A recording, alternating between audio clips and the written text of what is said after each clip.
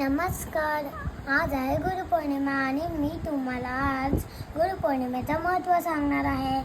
गुरुर ब्रह्मा गुरुर विष्णू गुरुर्देवो महेश्वरा गुरुर साक्षात परब्रह्म तस्मै श्री गुरुवे नमः.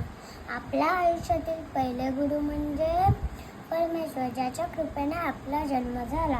त्यानंतर म्हणजेच आपले आई वडील, जे आपल्यावर संस्कार करतात. शाळेत गेल्यावर शिक्षक आपल्याला वेगवेगळ्या माध्यमातून शिकवत असतात. या शिक्षकांबद्दल मी एक कविता बोलणार आहे. विद्यार्थ्यांना घडवणारा संस्काराचा गडा, किती उपकार मानू तुमचे कळत नाही मला. तुमच्यामुळे जीवनाला मिळाली नवी दिशा, अंधारातल्या वाटेवरती प्रकाश दिली आशा. आम्ही माती तुम्ही कुंभार, हवं तसं घडवा.